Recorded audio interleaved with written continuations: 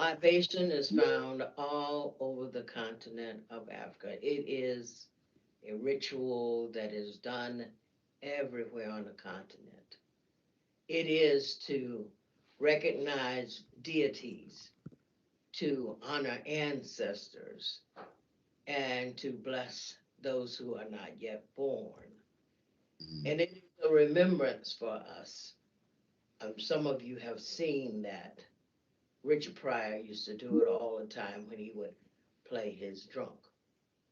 So when I pay homage, first of all, there's water and there's a plant because we will go back to the earth, and so we pour water into the earth.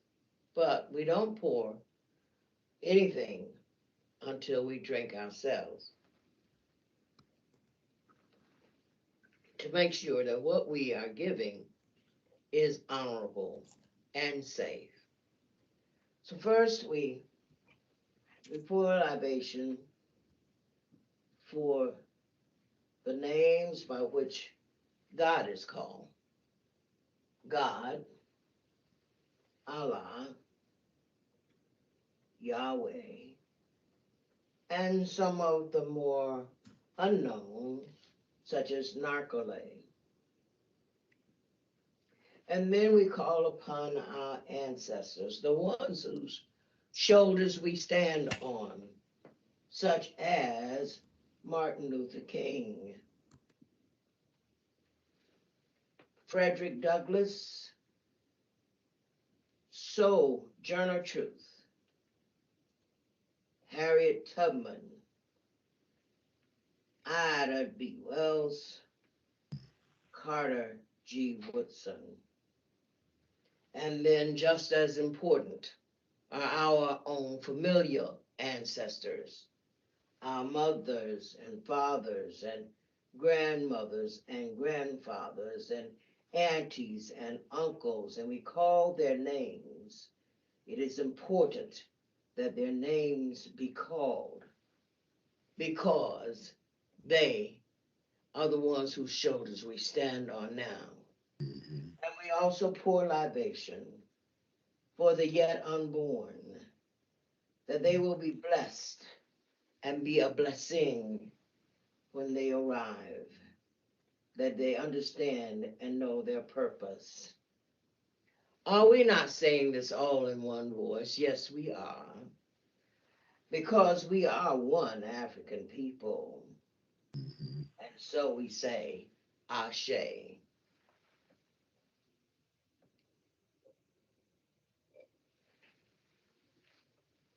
Trow, Amenyaba.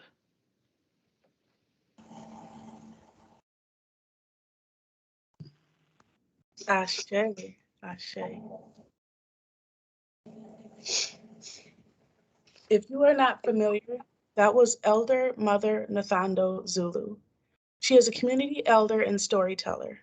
If you have not already done so, please bookmark the link in the chat, which will bring you to our City of St. Paul engagement site, where you will be able to hear a powerful, inspirational story time by Mother Zulu. It gave me the chills. Welcome, welcome, welcome, everyone. We are so honored and grateful to be sharing this virtual space with you today. My name is Marvelyn Tripp. I work for the City of St. Paul in the City Council offices.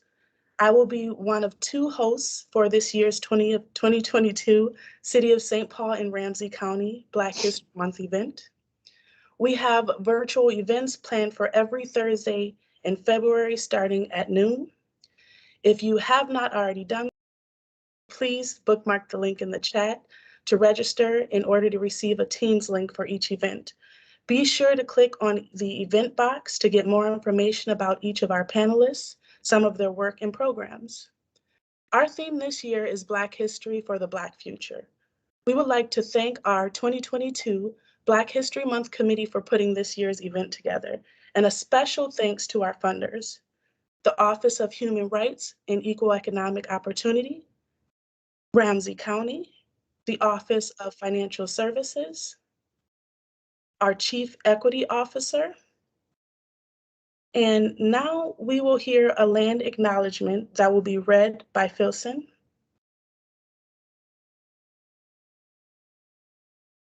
Hello, folks. Can you guys hear me? Yes. Perfect. Ramsey County's land acknowledgement shows up on the screen, and I'll just read it out loud. Every community owes its existence and vitality to generations from around the world who contributed their hopes, dreams, and energy to making the history that led to this moment. Some were brought against their will, some were drawn to leave their distant home in hopes for a better future, and some have lived on this land since time immemorial. Truth and acknowledgement are critical to building mutual respect and connection across barriers of heritage and difference. Ramsey County is located on ancestral lands of Dakota people. We acknowledge Ojibwe, the Ho-Chunk, and other nations of people who have called this place home. We pay respect to their elders, past and present, and recognize their treaties made by tribal nations that entitle non-Native people to live and work on traditional Native lands. We also consider many legacies of violence, displacement, migration, and settlement that influence us to this day. Thank you. Thank you so much, Philson. And we'll have our event today here on the next screen. Our special event planned for today focuses on uplifting Blackness in STEAM with an amazing group of panelists. Before I introduce the panelists and get into the discussion, I do want to highlight that this is a virtual panel discussion, and as much as we would love to hear from everyone, we may not have time for questions and answers.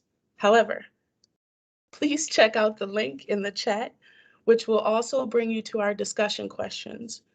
They're listed at the bottom of our main page, and right before our last discussion question, you will find another powerful question and statement from one of our great ancestors, Dr. Martin Luther King Jr., asking, "What is your life's blueprint?"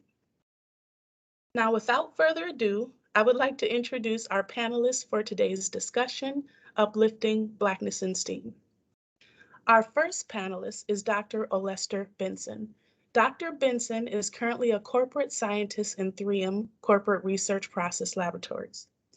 His career experience includes leading research efforts, developing environmentally friendly manufacturing process technologies using 3M's precision engineering infrastructure and high energy radiation.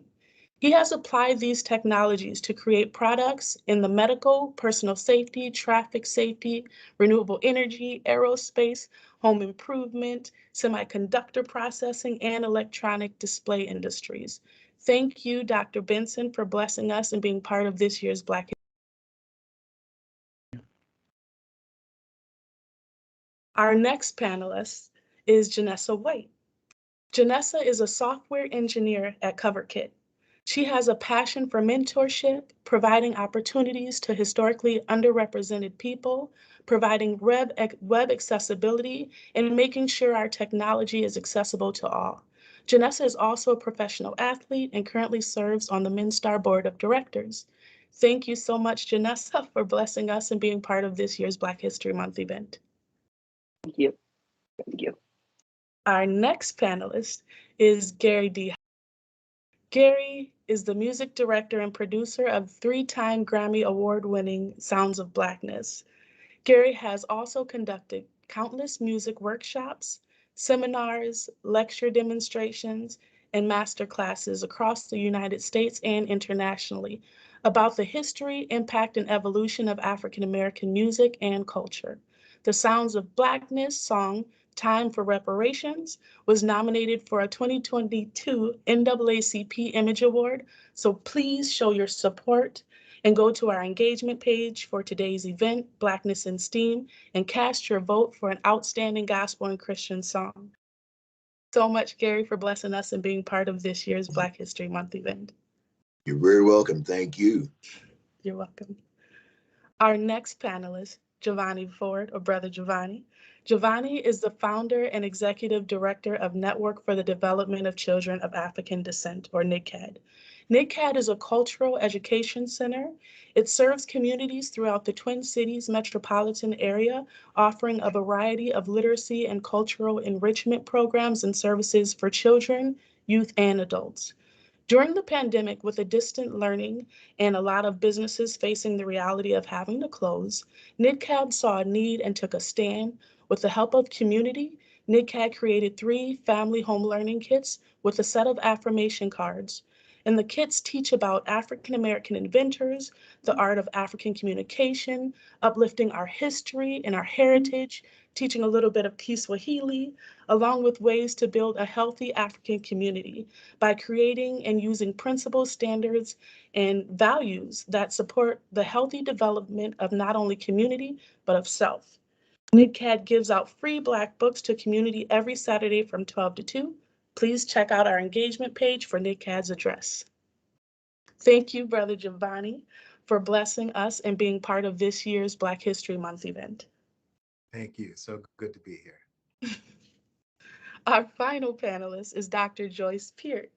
Dr. Peart is a multifaceted education professional, implementing strategic initiatives to improve student success rates and developing partnerships to help improve students' experiences. She develops African-centered curriculum and is an experienced passion coach. She's currently a lecturer of mathematics at the University of Michigan and author of 2 books, Alchemy of the Soul and African-Centered Education, and Warrior Queen, Emerging Out of Darkness. Thank you, Dr. Peart, for blessing us and being part of this year's Black History Month event.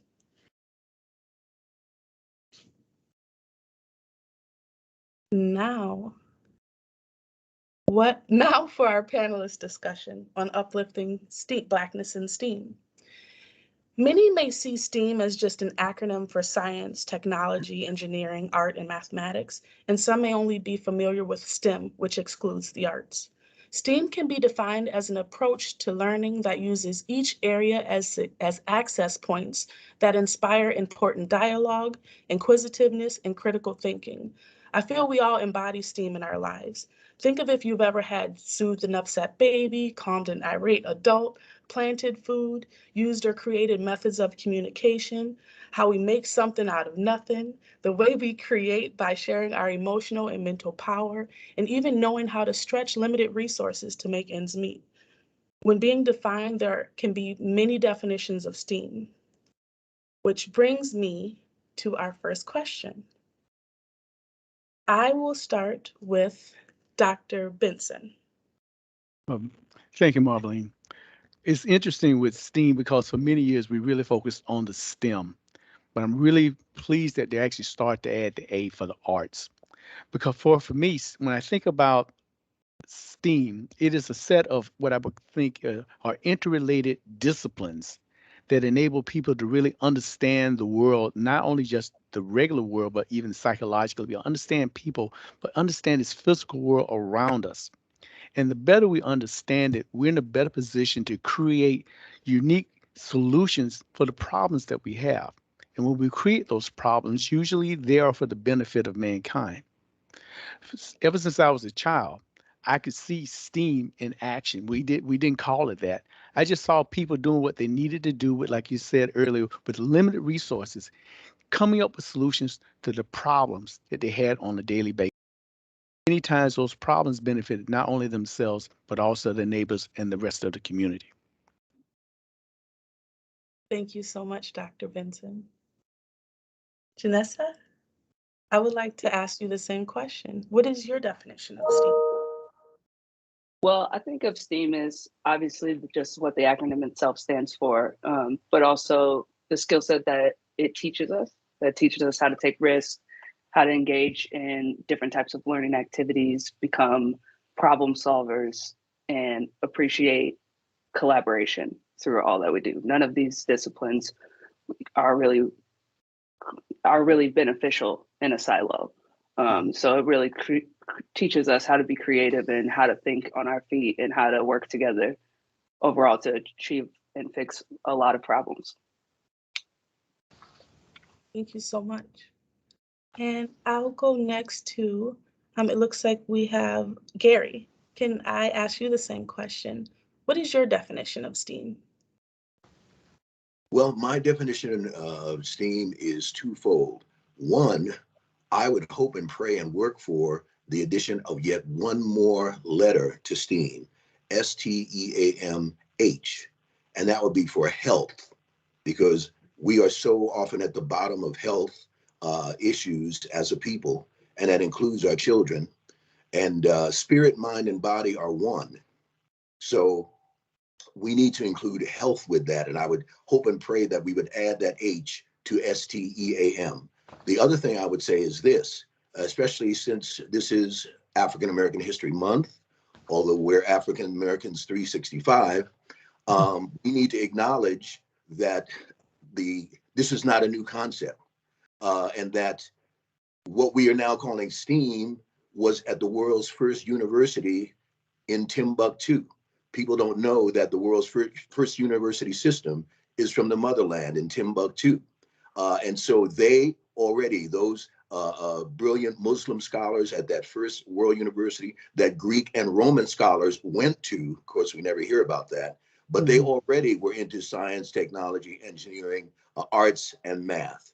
And so this is really a continuation of the University of Timbuktu. Thank you, Gary. And I'm glad that you highlighted that, because that's important. That is definitely an important fact. And then next, I would like to ask Giovanni, can you also give us your definition of STEAM? I love this question because it creates an opportunity and a moment for us to reflect and to speak truth over ourselves, our ancestors. When I think about STEAM, a couple of things come to mind. One is something that one of our great scholars, Maulana Karenga, he describes us as Black folks as living practice texts.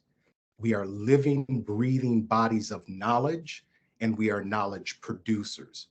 And so when I think about STEAM, I think about watching my mother and my grandmothers, my grandfather cooking breakfast in the morning, right? And they just knew everything there was to know about portions, right? Fractions, right? They were living and breathing it. I think about growing up singing in the church choir, right?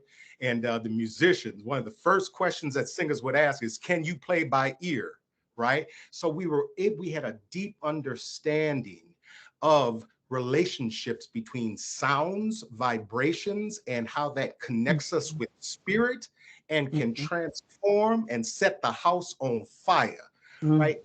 So when I think about STEAM, I think about who we are and who we have always been. A young brother in our community, Brother Akil Faluke, a chemical engineer, he said it so simply and so beautiful. He said, as Black folks, we are STEAM. Yes. Thank you so much, Brother Giovanni. And Dr. Peart, I would like to ask you the same question. What is your definition of STEAM? Thank you. I call you unique. Coming after everybody, I'm on the spot. I don't have anything to grab from.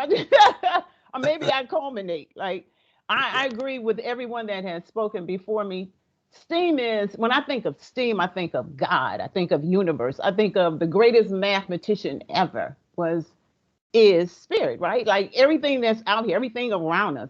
When I think of STEAM, I do think of us. I think that one thing that happens in education as it goes through these reforms, it has come up with these acronyms and these new ways of doing old stuff, right? We do this all the time. We've been doing this from the beginning of creation. We have integrated, right? We had to understand science. We had to understand technology. We had to come up with engineering, look at the pyramids in Egypt. We had to come up with engineering. We were the ones who came up with pi, right? Like, Greeks want to claim it, but we couldn't build the pyramids without it. And so math, let's talk about math. Math is creator. Everything in the universe is math. When you walk, you math, right? You got 28 feet of intestines in your body. You ever figure out how that all balls up and it just sits in there? Like like, and so the mathematics is in us in everything we do, and we walk around and I'm sorry, I had to go to math because that's my specialization. So we walk around and we always talking about, I ain't good at math. My mama wasn't good at math. My granddaddy. You are perfect in math. Everything you do is math. And as Gary Hines said, when we hear, math is music, right? Math is spirit, right? Math is our heartbeat. Math is everything about our eyes. We can't even see without math. And so when I think of STEAM, I think we've taken it and made it into acronyms, but it's nothing that we haven't been doing all along. Thank you so much. That was strong, definitely. Well, you kind of transitioned us into the next question. And Dr. Peart, I would like to start with you. Can you tell us, how is STEAM related to your work? Well, thank you again. I am a teacher of mathematics in the University of Michigan, Flint. And so I was the one who always got the math phobic people. Anybody know any of those?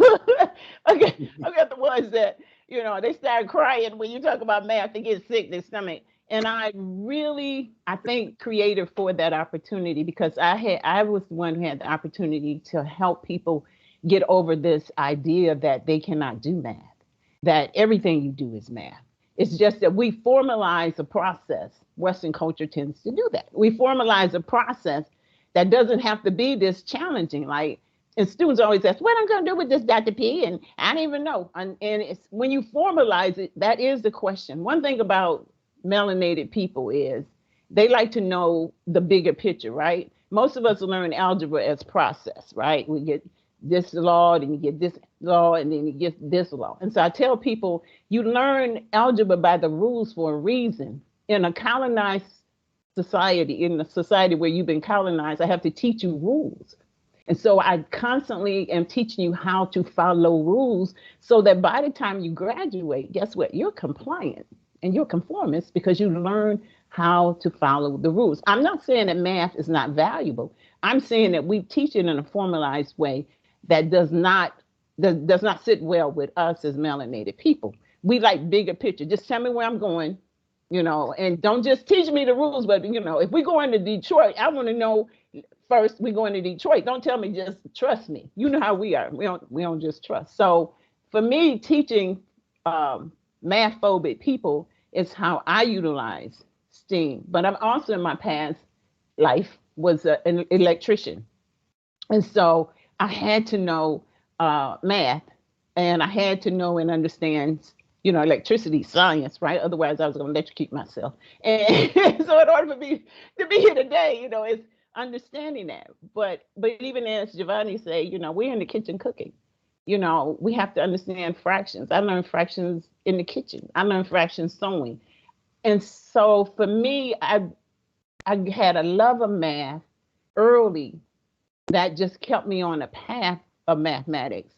But our children are that way. It's just, how do you teach them how to learn math? Well, it's ethnomathematics is the Egyptians, their measure units of measure was their hand, and their arm, right? And so you get a kid and you start saying, okay, let's take your arm and let's measure the length of this room. And they get excited. Okay, now lay down and we're going to see how many times your body. And they get excited. Now math makes sense. Don't give me a ruler first, because I don't know what all those little markings are.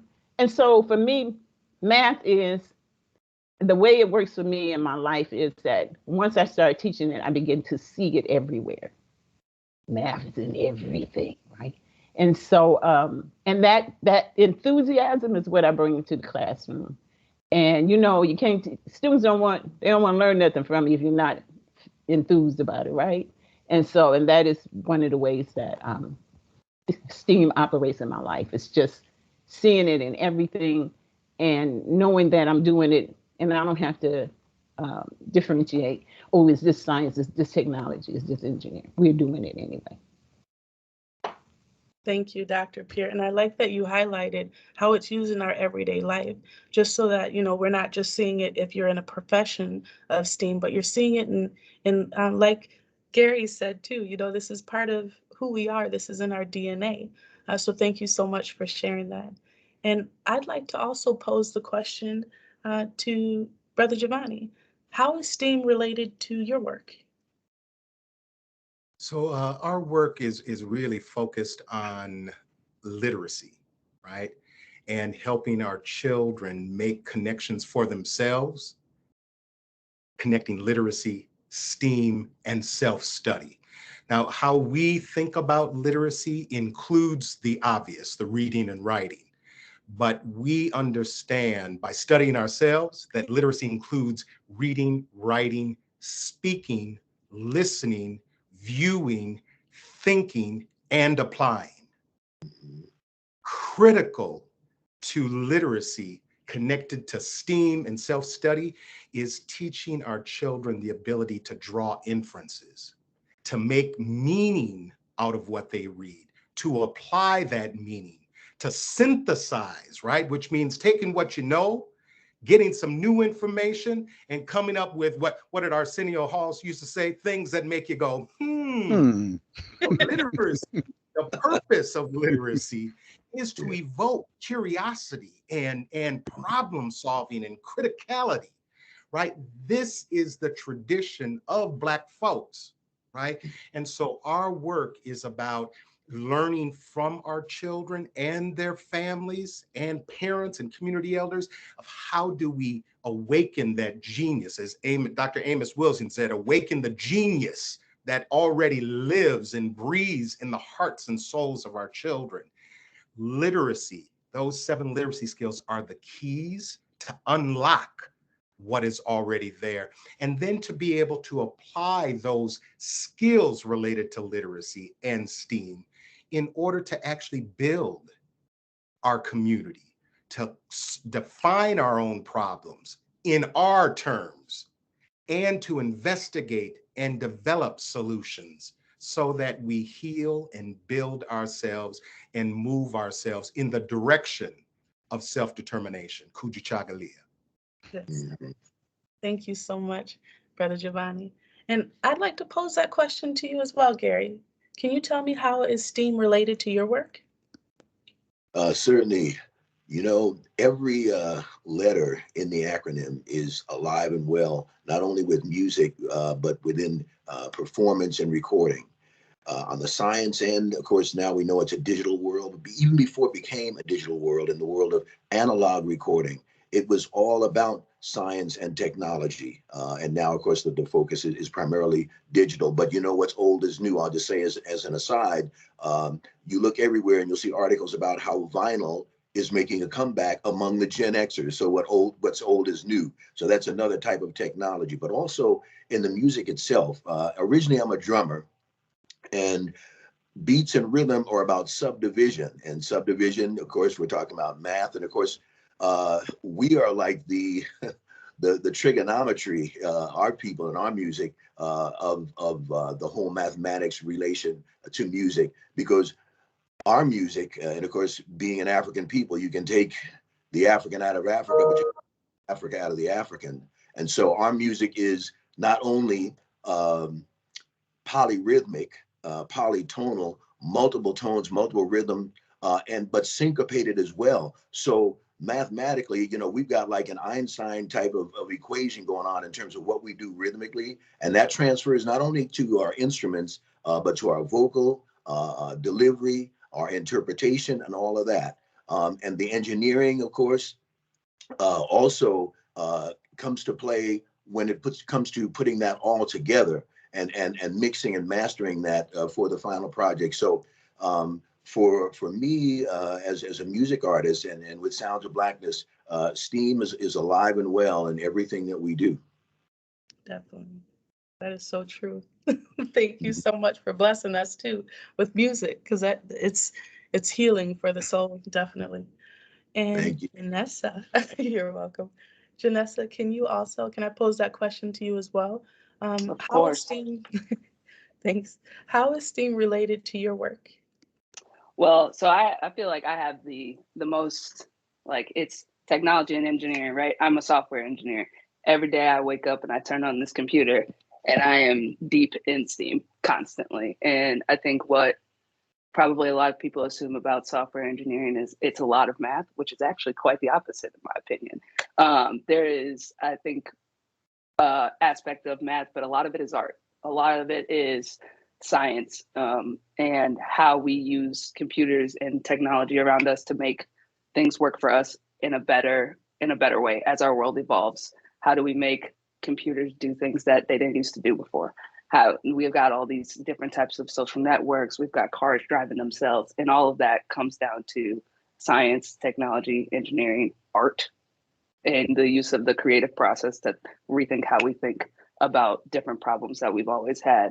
So the current position that I work in, we live to help creators make a living. That's our mission.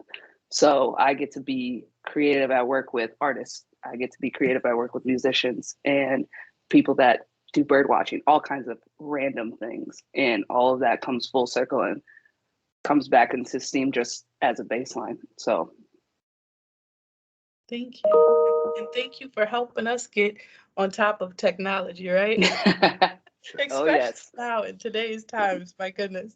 it's so necessary. We got to stay with it. Definitely. Yes. And I would like to pose that question as well for you, Dr. Benson. Can you share with us how STEAM is related to your work? Wow. There's so much has come out so far that I need to unpack.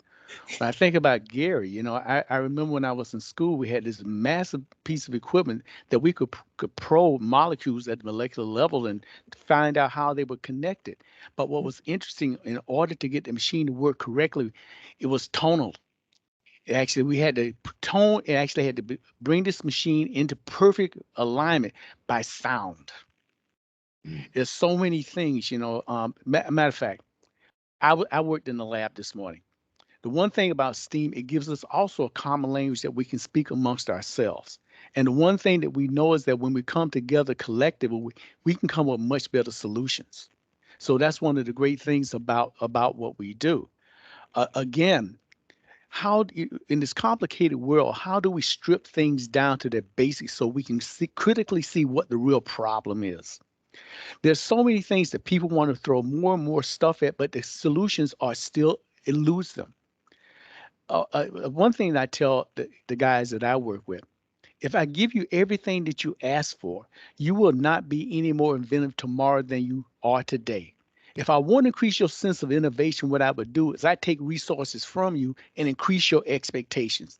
I say it's like they tell them to make more bricks and give them no straw. So the thing is that we're forced to understand what can we do with the minimal things but like you said, Joyce, where do we want to go? I say, if you give me a solution, give me 10 other ways to do it, because if you don't, our competitors will. So it forces them to actually expand their thinking. And again, about learning the rules in music is just like master your scales. And once you do that, then you can learn to improvise. But you got to have that solid foundations. So the thing is, I think I live this every day because that's basically the way I think. I can't help it. I tell people I was a God-born engineer, even though I'm a chemist. I look at my children, I look at my grandchildren. They see, I want those cookies up there. They will study that problem and they will actually go through and do experiments and with taking risk. And that's what we learn how to do, take risk. But they learn how to take those risks. They may have a few falls. They take that, they learn from it, readjust, try it again. But eventually I say, dog, what happened to those cookies? Dog, they figured it out.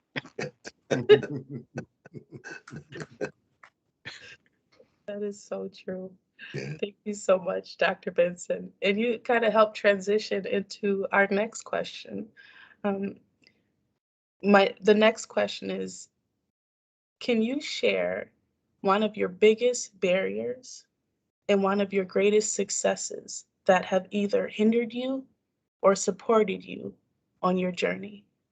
And for this question, we will start with Janessa. I did not see that coming. Okay, so one of the things that I've experienced, especially in technology, so a lot of people think of tech companies as Netflix, Facebook, Google, like all the big names. But there's technology at Target, there's technology at Best Buy, there's technology departments at 3M, all of these other places. And it's often run by a group of older white men that think the only way in is through a comp sci degree. So you went to college, you studied computer science, or you were some kind of prodigy that was like building apps and like 10 years old. And you've like released 3 products by the time you're 20. So that's one of the hardest things, because I have a undergrad degree in kinesiology. I studied sports science in college. I was self-taught as an engineer up until maybe like 2017. That's when I learned how to write code the way I do now.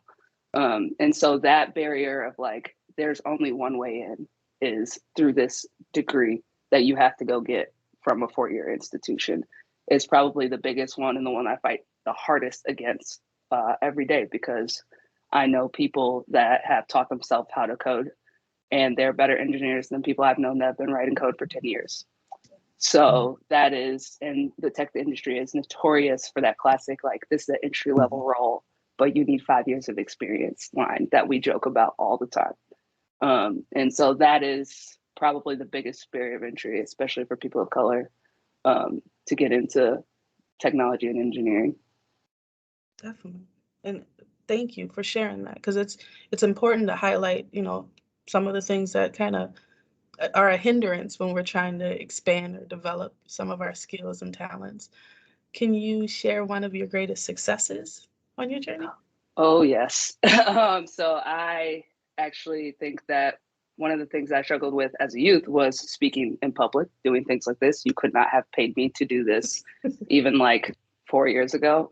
But how I got my first engineering job was giving a talk at a tech conference as a junior engineer, talking about the struggle I was facing entering this world. I'd been a project manager. I'd done all the work that people say you need to do, and nobody was going to give me a chance. And I said, I think I'm going to have to get over this fear of speaking in public and tell my story to people.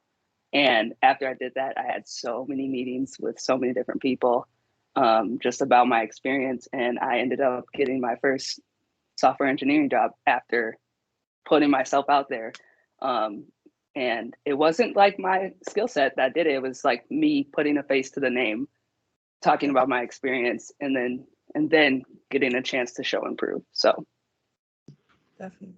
Thank you for sharing that, because I think it's really important to highlight how our experiences, we're the experts of our experiences, right? So that already puts you in an expert role. right. I would like to pose this question next to Gary. Can you share one of your biggest barriers and one of your greatest successes that have either hindered you or supported you on your journey? Well, oddly enough, Queen Sister, one of the biggest barriers has been our name itself, Sounds of Blackness. Sometimes even among our own people, sometimes that was, and to this day, is too much in their face. When we originally started, and we're blessed, this is our 51st anniversary. Sounds of Blackness began actually as the Macalester College Black Choir back in 1969 under my dear brother, Russell Knight, a native of Beaumont, Texas.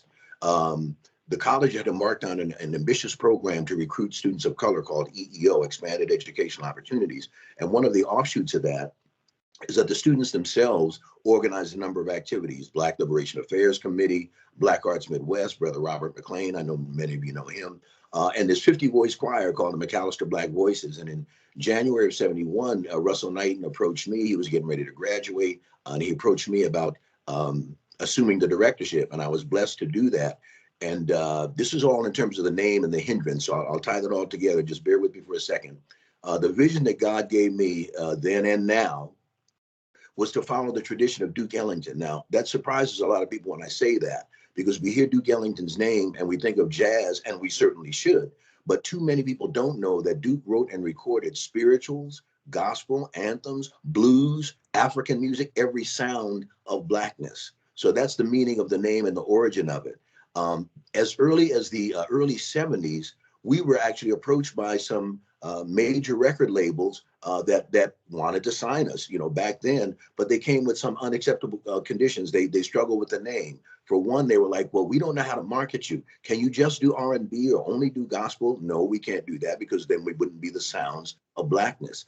And then another label came to us and said, well, we love you guys. We'd love to sign you, but will you change your name to the Sounds of Music or something? It's like, of course, that never was going to happen then. It's never going to happen now. So the name has sometimes been a barrier itself, even amongst our people, amongst some of our church folk. Fortunately, not all or not a majority that struggle with Blackness. But of course, that's who we were, that's who we are, and that's who we will be. So the name itself and everything that goes with it, doing all of every sound of Blackness, has been sometimes a struggle for radio and the music industry that likes to categorize and pigeonhole. But we are who we are. Definitely. Thank you for sharing that, because like you said, sometimes we can be our greatest. We can be our own greatest barrier. Sometimes our own people can be our greatest barriers. So thank you for highlighting that. You're welcome. I would like to pose this question next to Dr. Benson. Can you share one of your biggest barriers and one of your greatest successes that have either hindered you or supported you on your journey? As I was pondering this question, I had to do some real self-reflection, because it's always easy to point to everybody else as being the source of your problem. Growing up in Florida and during the segregated South, and I was raised by my grandparents who didn't have very much education. I can say, well, I didn't have access to this. They didn't have the networks to get me to here. I went to a school, did extremely well, but after extracurricular activities in a segregated place, all the good activities were places that I wasn't welcome. I can come with all these excuses. I share with some other people that when we're children, grown-ups have a tendency to say, well, what do you want to be when you grow up? And taking a look around says, I want to be a doctor.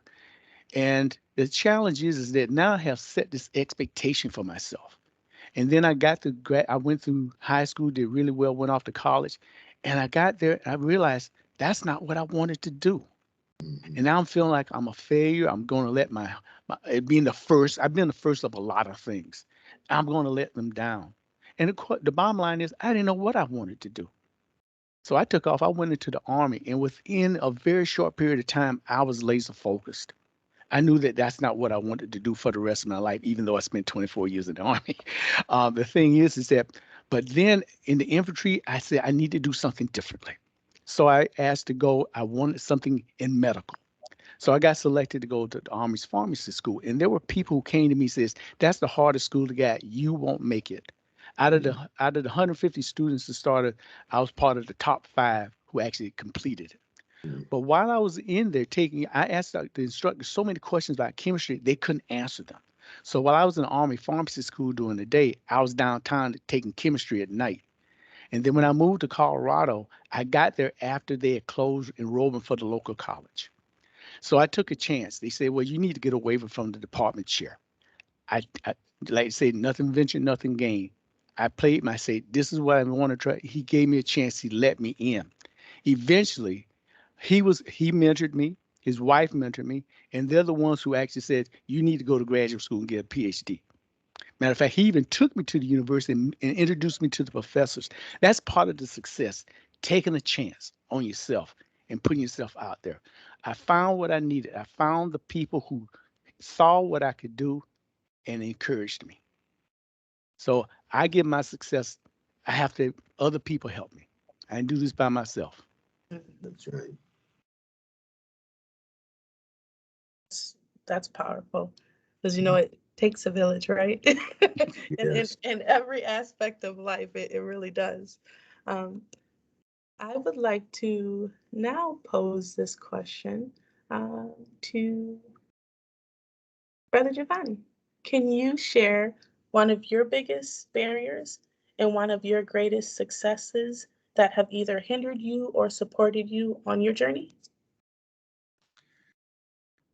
So I would say in this realm of education, both in school as well as within our homes and in our community, one of the biggest challenges and barriers is this whole idea of everything is separated into individual buckets, disciplines, right? At the root of it, it is the project of object, turning everything and everyone into objects, right? And so I think back to nearly 25 years ago, we've been around learning from our children for 25 years. And I think back to those early stages where we asked ourselves and reached out to some of our literacy experts in our community. We said, what does a African-centered reading instruction program look like? How do you do that? And the answer time and time again was, there is no such thing, because all children learn to read the same way. So what we decided for ourselves is we are going to learn from the children and their parents what an African-centered education looks like, what it feels like. And so this whole idea of disconnecting reading and literacy from STEAM, from all the other disciplines, has really been an opportunity for us to dig deep and to study. So I just want to give a quick example. One of our programs is a intensive reading intervention called the Sankofa Reading Program. We provide it in schools as well as at our family education center and other community sites. But a couple of years ago, we were working with a group of second graders at a school on the east side of St. Paul. And the tutors were doing their thing, and the children were engaged during breakout time, right, where we're focusing on specific skill sets. One young brother, I'll call him Noah, he was not trying to participate or engage in his breakout group because he was the only young brother in the group. It was two other sisters, and he wasn't trying to have it. And so the power struggle between he and the tutor started, right? We know what's getting ready to happen if we're paying attention. And so I was able to pull him aside and say, go grab a book from the book basket and do some independent reading. And we'll come back to the skill piece. So he grabbed a book on the hieroglyphs, right? The divine language, one of African people's earliest writing systems. Yes. He chose that book because we provide cultural learning materials in the space. But as he started going through that book, he called me over and he said, what are these pictures, right? The glyphs are our way of thinking in relationship to creation, to the natural world. And he was just intrigued. He said, I want to draw these. So I got him a little whiteboard, and he started drawing the glyph for strength, for the sun, Ra, right? And he was so tuned into exactness and precision, right? So I share all that to say, we were teaching the double O sound, right? Ooh. He found an attraction. He was drawn to the glyphs, which caused him to go internal to create self-mastery and precision. One of the glyphs he was drawn to was the glyph for pool. I'm talking about how things are interrelated and interconnected and driven by spirit, because we let go of our need and training to control and to determine how children are supposed to leave. We let that go and let him drive. The glyphs pulled from him total mastery of double O, because the glyphs gave that to him in the glyph for pool. But the learning was so much deeper because it was interconnected with him, our ancient knowledge systems, our ancient writing systems, and what he was expected to learn. So this whole idea of everything being separated into individual objects, little minute units, is the problem, right? But when we learn how to let go and learn from and with our children, the learning just happens organically because it's already in them. So, greatest challenge is object individualism, right? And we are learning the solution, which is let's awaken what's in our children and study them. Mhm. They will teach us. Definitely. That is so true. Thank you for highlighting that, Brother Giovanni. Dr. Peart, if I could Please, pose the same question. I will. Look, don't have me come behind Brother Giovanni. Listen, but you know, I'm just saying. you offer richness in everything too. Oh, so the greatest barrier for me in my life journey around STEAM is so like you, Janessa, and you, Dr. Benson, is this being the first. Um, and my being the first was I was the first in 7th grade who was in a drafting class, and at that time, girls could not. Okay, at that time, girls could not do drafting, and so in the I hate to date myself, but in the 60s and 70s, they opened it up so girls could do drafting. So I was the first in a drafting class. I was the first in an architectural drawing class. I was the only girl in architectural drawing. I was going to be an architect. I was the only one there. So I found myself in these spaces that women didn't go. We was nurses and we were secretaries, right? And teachers. And I wasn't doing none of that. Okay. So, and I loved math. And I wound up working in a bank, and I was making $2.25 an hour, y'all. And I lived in Flint. Y'all know General Motors. So people who worked in the shop were making big money. They made more in one paycheck than I did in a month. And I wound up becoming an apprentice journeyman, electrical journeyman. And I went into General Motors, which I swore I'd never go, because at that time, my generation, everybody who graduated knew they were going in the shop, in the factory, because you didn't need all you had to have was a high school diploma. You didn't need a college degree, and you could make good money. And I wasn't doing it. You know, my family, everybody come to Flint for that, but I wasn't doing that. Anyway, I wound up doing that when I was seeing them checks coming in. So I wound up going to the factory as an electrician journeyman. I was the first female Black in an environment that was all white male, and they owned that space. And they had real serious opinions about Black women coming in, taking their children's job, their son's job, their job. And I had to prove myself.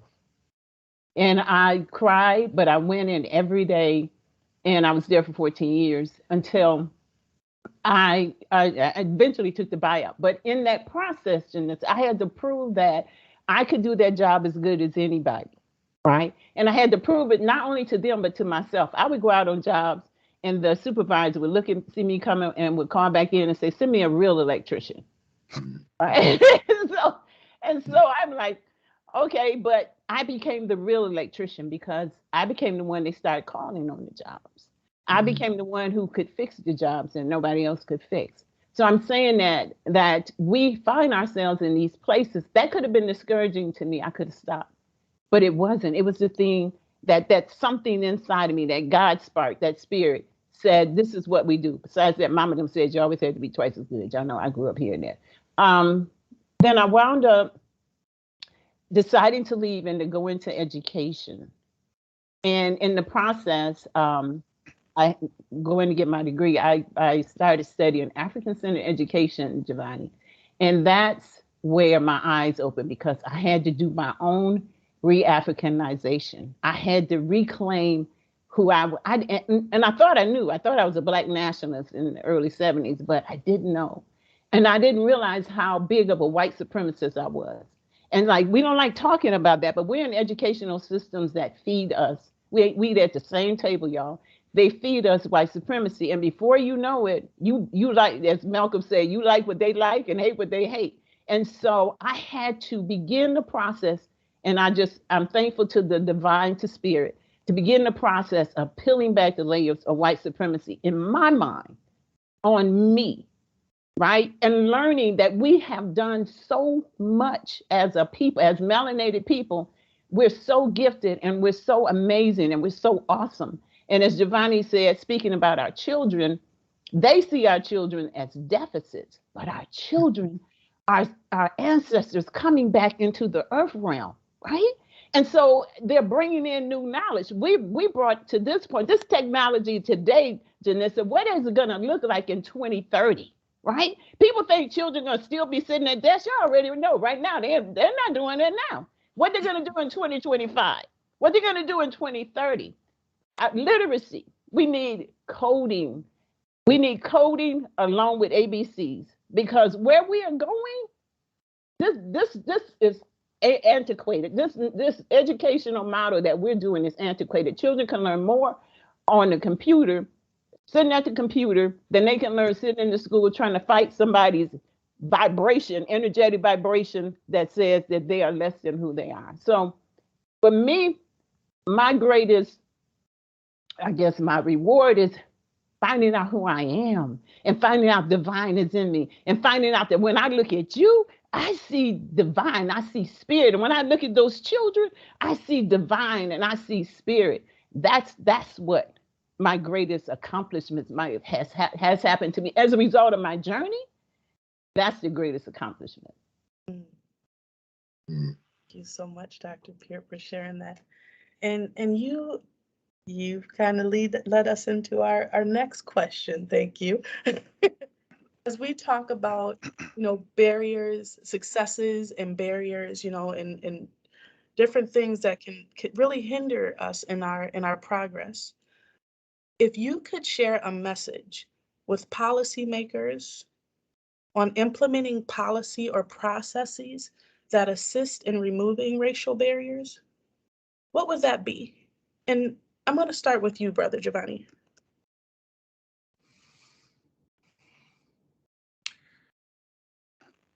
Authority. Policymakers need to rethink authority. We as a community need to rethink authority, right? So all policies are rooted in the question of who gets to be the decider and what knowledge will be drawn from and used as the standard for the authority. As many of us mentioned before, echoing the words of Maulana Karenga, we as Black folks, we are the, as you said, Unique, we are the experts in our own experience, which means we are the authority. And so policymakers must recognize the authority that exists within the experience of Black people, past, present, and future. Now, the other side of that is power concedes nothing without a demand, right? We have to recognize ourselves as the authority. As we begin to understand the authority that has been entrusted with us by those who came before us, we will stop asking for permission to be human. We will stop questioning the resources that come from our community into government because it's ours. I'll never forget one of our great community elders and now ancestor, Elder Kwame McDonald. He sat down with me. We had just entered into a contractual partnership with Ramsey County to work with our young women who have children who are participating on welfare or TANF or MFIP. And he said, as you begin this work, Brother Giovanni, he said, remind the parents that those dollars that they're getting every month, somebody paid into that system. So not to apologize, not to be ashamed, use it as a stepping stone because our people paid into it. You're simply drawing down a dividend. Now, don't make it a way of life, but don't apologize for accessing the resources that we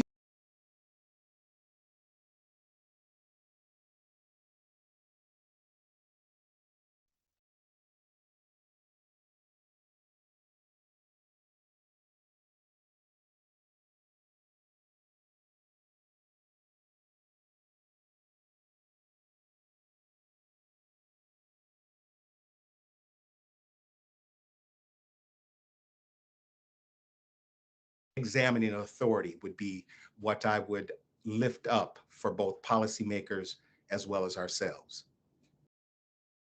Thank you. I think I might have just had a technical glitch, you guys, because everything froze for me for a moment, and I Same missed here.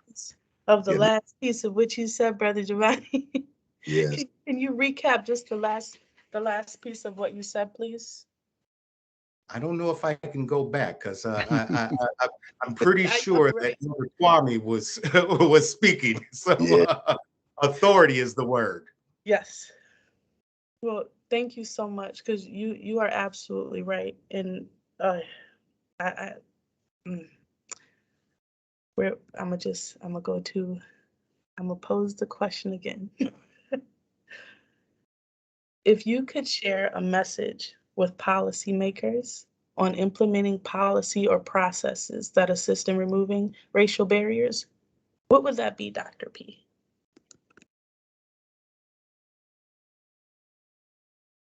You know, I'm going to disrupt a little bit. So when you, and it's all about, we use these words, policymakers. So we use these words and we think that we're talking about those people who sit in these places of authority, that other place. But the policymakers I want to address is the parents. Yes. I want to, if I could say anything, that is the greatest thing that happened to us is the pandemic. And you would say, no, it's not. But in the sense of, you've had an opportunity to spend some time with your child and to see what education looks like for your child and to realize that, ooh, I don't know if I like doing it. But I just want to say policymakers, and you're the ones, you parents are the ones with the power. And somehow you have forgotten that, or you've been duped into believing that you don't have it. You pay taxes, just like Giovanni said. You pay taxes like everybody else, right? But who's at the board of education meeting telling folks that they don't want their children to learn about racism? They don't want them to learn about slavery. They don't want. That's not you, but you pay taxes for that education. So the best thing, I say get your children's minds. We will never get out of this whole 100 years from now. We're going to be looking at the same thing, having these same conversations, because we have not gotten our children's minds. And you know how many people have said, come on, Carter G. Woodson said, if you control a man's mind, you ain't got to tell him where the back door is. He will make a back door. Parents, your job is to get your children's minds, right? You've allowed the state to be parents of your children. You birthed them. They belong. God gave them to you. And yet you send them into war every day. Your children go into war. You don't give them nothing to go in. You don't give them mental health stuff. You don't give them, no, I ain't gonna say guns, but you don't give them anything to protect themselves, right? And they go into battle. Do you understand? Your children are fatigued. They're suffering mental health issues right now. In fact, they're in chronic trauma. And research has said children can't learn, people don't learn. We can't, because our gray matter is impacted by chronic trauma. They can't learn. So now you want to test children who've been 2 years in a pandemic and say something's wrong with the child? Get your children's minds and get your own minds. We'll never get out of this state unless we begin to educate our own children. Homeschooling, yes. Well, these educational groups, I would suggest, I know y'all say, no, we don't want to do that. Listen, if you want to liberate yourself and your children, then the process begins in the home and with you, policymakers. Thank you. I love that, Dr. Pete. Thank you. I would like to pose this question to Gary. If you could share a message with policymakers on implementing policy or processes that assist in removing racial barriers, what would that be? This is part and partial to brilliant Queen Dr. Joyce a moment. What I would say, I don't care how many programs we have, how much money we throw at it, unless and until we learn our history, it will all be for naught. To paraphrase James Baldwin, history is not so much the past, history is us. We carry history with us. History is the present. We are history. And then to continue to paraphrase, history equals humanity. If you don't remember anything else I said today, please remember that. So as well-intentioned as whoever may be, if you don't know the contributions of my people to world history, culture, politics, religion, art, and to not only to the world, but to this country and to your life, no matter how well-intentioned you are, you will not see us as equals. You may not want to believe that. You may be as liberal as you want to be, but if you don't know about the great kingdoms of Africa, if you start studying Black history programs with the transatlantic slave trade, and you don't talk about Ghana, Mali, and Songhai, and Timbuktu and Kush, if you don't know about Queen Azinga, if you don't know that the richest man in kingdom of all time, Mansa Musa of Mali, how do we not know that? We don't know that because we're not taught that. They couldn't even estimate Mansa Musa's wealth at the time. And by today's standard, they estimated his wealth in Mali at $400 billion. Made Bill Gates look like he's on welfare. Speaking of wealth, how do we not know that? We don't know that because we're not taught that. And unless and until we know who and what we are, and to the extent and who we, and that everybody knows who and what we are and the extent of our history, to become people were asking, especially some of my Caucasian brothers and sisters, after George Floyd was murdered just 5 blocks from where Sounds of Blackness rehearsed. And well-meaning, what can we do? What can I do to really make a difference? And I would tell them, as I'm saying now, as I close, become a student of history, because no matter how well-intentioned you are, if you don't know me, my people, and what we've contributed to your life and to the world, you not only will not, you cannot see us as equal. So I would tell them to start with students of history, with themselves and with our students as well, African and African-American history in its totality, not just for 1 month. I love it. I love that. I would like to pose this question again. If you could share a message with policymakers, community and self, I'm gonna say, on implementing policy or processes that assist in removing racial barriers, what would that be? And I'm asking you now, Dr. Benson. This is definitely a loaded question. Yeah.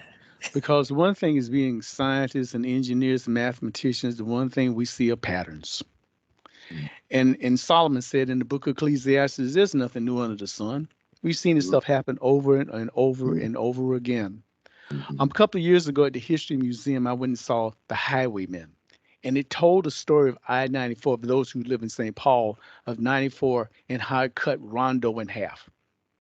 And how the people tried and tried and tried to actually get involved into the process. And the one thing I found out is, for all the time I've been living here in Minnesota and driving down 94, I was wondering why the road was recessed and was cut below grade. That was a concession that they made to them so they could build bridges, so they could try to keep some semblance of connection in their community. My home is St. Petersburg, Florida. It's sliced and diced with freeways and things. We know what happened in Greenwood. We know what happens. This happens over and over and over again. And the thing is that when they do this, there are unintended consequences. What they thought would save them actually cost them more money in the long term. So sometimes when I think about these things, when we're in policies, how can we make the business case so everyone benefits this? Because you either pay me now, you're gonna pay me a whole lot more later. But we need to be a part of the conversation. That's the biggest thing. Because if we're not, then the biases that they have are integrated into the policies. And the more the participation of the community, we can minimize that. And we can come up with, if not great, but definitely more optimal solutions. Definitely. Wow. Thank you so much, Dr. Benson. I want to pose the question one last time. If you could share a message with policymakers on implementing policy or processes that assist in removing racial barriers, what would that be, Janessa? Oof. Okay. So one of the things I think about is I went to St. Paul Public Schools, And the things that we learned, I took home ec, wood shop, band, all the requirements. I met all the requirements, but I wasn't set up to succeed from a technological standpoint. And I graduated high school in 2009, so that is not long ago at all. We had computers, we had the internet, we had people were learning coding in college, and we had one web development course that you could take. It was beginning, like intro to web development, and there was no level 2. There was no option for people that were interested in technology to continue to learn about technology in high school. And you didn't even have the opportunity to do that until you got to high school. So one of those things is going to be, we have to rethink our educational standards. We have to change them. We are incredibly behind on teaching students about technology. I am married to an educator, and I could ask her today, what are the educational standards for technology? Do any of your kids learn about coding? She would say no. And I think that is wild. So that's going to be one of the first things, is we have to figure out a way to introduce this to kids. The second thing is, there's an organization that I follow called Color of Change, and they released a tech framework that I am pretty on board with at all the points that they make. And the high level is it increasing transparency across all products, all companies that deal in technology and that use algorithms. Algorithms and artificial intelligence are skyrocketing in their use, and they are not built by people that look like us. They're not built by queer people. They're not built by Black people. They're not built by people of color at all. And that is going to have a long-lasting effect on the way that it's used and what it's used for, including surveillance. If you think about who's building the technology that the police use, ICE uses for surveillance, it's not us. The decision makers don't get held accountable. That's another one of the points in the document. They don't have, technology companies don't have a diverse workforce at all. And if they do hire people of color or hire people that are not cis heterosexual white men, they don't stay long. So retention in technology spaces is a big deal. And one of the things that I think is really an interesting point of contention right now is hiring internal civil rights staff. A lot of companies have these big legal teams, but nobody has any specialty in civil rights. Because if they did, those companies would be in trouble about the way they use technology, the tracking, the data, the everything. If they had those people on board, the companies would look a lot different. So those are kind of some of the higher level points of that document that are really important, that I highly suggest people go read. Color of Change Technology Framework talks about things that should be in legislation that's not, that could really change the way technology works. So Definitely. Thank you for sharing that. And as I hear, kind of reflect on what we're all saying, it seems like we all have a part to play in how we can do things differently, regardless of where your stance is. If you're someone who makes decisions, a policymaker, if you're as a parent, even as a student, as a teacher, as a coworker, as in every realm, we all have a part to play, in dismantling the barriers that we see or limitations that are before us. I will transition into our final question, and this is a message to community.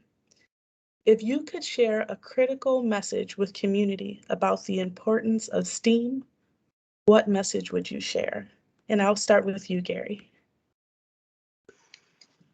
I would say, has been said many different ways, I think by all of us, that especially Dr. Joyce, that the concept of STEAM and education really begins at home. And to implore our parents, guardians, whatever the situation may be, older brothers and sisters, cousins, aunts, uncles, to nurture at home, in the community. So much of what we learned coming up was throughout, again, the it takes a village concept. We were schooled not only at home, but at church. Some churches back in the day really were Afrocentric. In the barber and beauty shops, even on the street corner, you got schooled in one way or another, and it wasn't always in the traditional academic sense. But the principles, the operative principles of every letter of the acronym STEAM were alive and well at work. But it starts at home. It needs to start at home and to continue throughout the village in every area and aspect of the village. That is so true. And I want to pose that question also to you, Dr. Benson. If you could share a critical message with community about the importance of STEAM, what message would you share? Don't believe what you see on TV. The reason I bring that up is that the messages around science and STEAM is actually fairly negative. You know, our company for the past 4 or 5 years, we've done a worldwide survey talking about the state of science. And the thing is, what was really interesting, about 40% of the respondents feel like if science didn't exist, their lives wouldn't be any different. And about 35% are skeptics. They don't believe the science, you know, and of course that's been magnified during the pandemic, knowing that the scientists will continually change their position as they get more information. It's an evolutionary process. But we still send the messages out that science is boring, science for white guys and science for nerds. All you got to do is watch The Big Bang Theory. These things that are being sent out there as messengers. A lot of our parents and things, they don't care about science. And why should I know this stuff? You know, I'll get my grandson come over and show me how to use a cell phone. These things, we need to change the narrative, because if we don't, people will get left behind. And our communities are filled with we have a wealth of untapped talent. I see it every day with the graduates come out of HBCUs. They're turning the world upside down. They go to those schools and they go to elite graduate schools. They go to MIT, Stanford, Cornell, out of HBCUs. They come out prepared to learn. Our kids have that capability. We need to find a way to change the narrative, and having this conversation is part of it. Having this conversation, but we need to change the narrative around this, because like Janessa said, if they don't do it, we're going to get left behind. And if you don't have a seat at the table, you're the food. That is so true. Thank you so much, Dr. Benson. Oh, I want to pose this question again, this time to Dr. P. If you could share a critical message with community about the importance of STEAM, what message would you share? So anyone who has a child, a 1-year-old, and I'm sure you realize you don't have to say STEAM to a 1-year-old, right? Because once they start walking, like, your best bet is how to keep them from sticking something in an electrical socket to kill themselves, right? Because they're curious, right? And so they've started that process of integration. They start the process, and I know this is on an elementary level, but I need you to understand, we come into the earth realm already learning and operating in curiosity. What happens is we get to these places where people just pretty much drain it out of us, but we're curious when we come in. So as little people coming in, they don't come in with a manual. And they don't come in with curriculum, and nobody get a curriculum, right? But they come in curious. So that means that spirit has already equipped them, right? Ancestors, right? We carry in the DNA of our ancestors in our bodies, right? Ancestor is already working in operating in curiosity.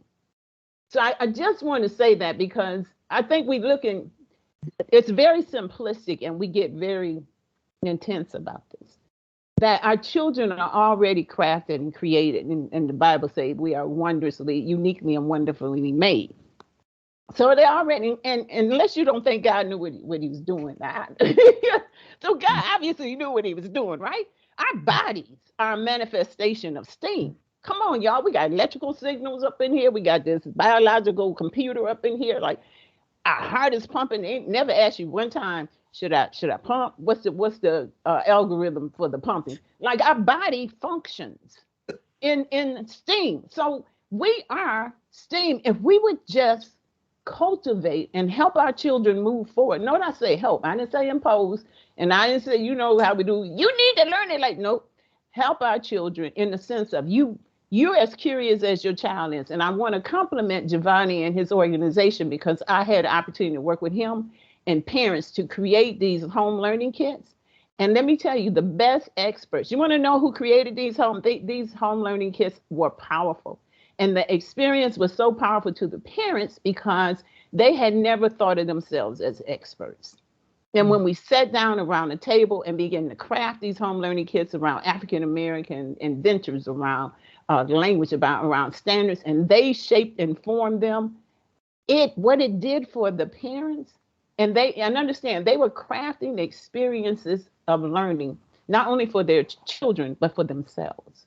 And it evoked the curiosity in them, and it evoked the child in them, y'all. And they were all playing. And thank you, Giovanni, I have to say, give you big ups for that. But that was a very powerful experience for me to watch parents take ownership and agency of learning and offering these learning environments for their children. So that's what I'm going to offer. Thank you. Thank you so much. I'm going to ask this question again. To Janessa, if you could share a critical message with community about the importance of STEAM, what message would you share? I would say that a lot of the people I've talked to, especially recently, find the technology side of this to be intimidating. And I think it can be. I think it can be overwhelming. There's a lot of moving pieces, but that is not as scary as it seems. And the technology part of the world is not just engineering. It's not just software engineers. Tech companies need marketers, product and project managers, designers, writers, and non-technical founders. Like if you have an idea for something, if you see a problem in your community that you have an idea on how to solve, you can be the ideas person. You can find the people to bring along with you that can build the thing. And I think that's probably one of the biggest flaws that I see with the way we think about technology. I have to be good at math, good at science, good at building things. And that's not true. These companies don't exist without the ideas, without the support of other people. I have no desire to market a product that I build. I have no desire to come up with all the ideas for the products that I build.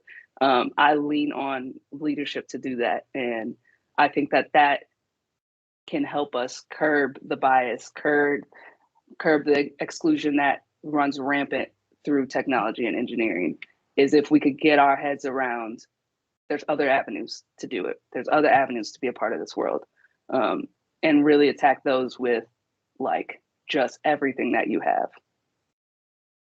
Definitely. Thank you so much. And I'll pose this question one last time. Brother Giovanni, if you could share a critical message with community about the importance of STEAM, what message would you share? There's always so much value in drawing on the words of elders in our community. And so I will bring words from a couple of elders into this space. Elder Kwame, I'll go back to Ancestor Elder Kwame, who talked about us being patient with ourselves. Elder Mahmoud El-Kati, who teaches us the importance of trust and confidence. Elder Katie Samples, who is always reminding us, start small and keep moving. So as we've said in a number of different ways during this conversation, we as Black folks, we are STEAM, have always been and will forever be. And the more that we can practice patience with ourselves, starting small and taking step by step None of us are ever going to become the total all-knowing concerning how we live and breathe STEM. But we have the opportunity today, at this moment in time, to engage with one another and engage with our children and learn together so that we can grow together. I just want to be sure to thank Sister Unique Marveline and Sister Joyce and so many elders and the parents who helped us develop these home learning kits. I encourage us all to please check them out because they are an ideal way for us to take those steps, to learn together, to evoke and nurture curiosity that will build our confidence and build our trust in ourselves, that we can learn and reclaim the legacy of STEAM in our people. Mm.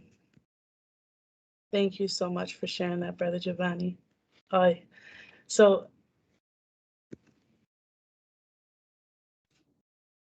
that brings us to the end of our programming, but we do have a final question for the day, which is, how do you want to make the world a better place as you grow? And again, and this is kind of a takeaway question. As much as we would like to hear from everyone, again, we don't have time for questions and answers. However, again, please check out the link in the chat, which you'll see here pop up in a second, which will bring you to our discussion questions. And again, the discussion questions are listed at the bottom of our main page. Please join us in continuing this discussion by clicking in the link again and share your experience, with community, with your coworkers, because this is something, this dialogue, this discussion is huge, it's needed. Mhm. And we want to make sure that we're able to kind of contribute in every way that we can. We also want you to engage in the discussion, to share ideas of what you would like to see for next year's Black History Month, so we can kind of all take part in transforming and providing something for a community that allows us to continue to develop. Again, I want to thank you all for joining us to uplift Blackness in STEAM. The last words I would like to leave you with are, please click on the link in the chat and please support our panelists by going to today's event page, which would be Blackness in STEAM. Cast your vote for Sounds of Blackness and check out NCCAD's programs and services. Thank you all so much for joining us today, and we hope you join us again. Every Thursday, we will have an event planned for the month of February, celebrating Black history. Thank you.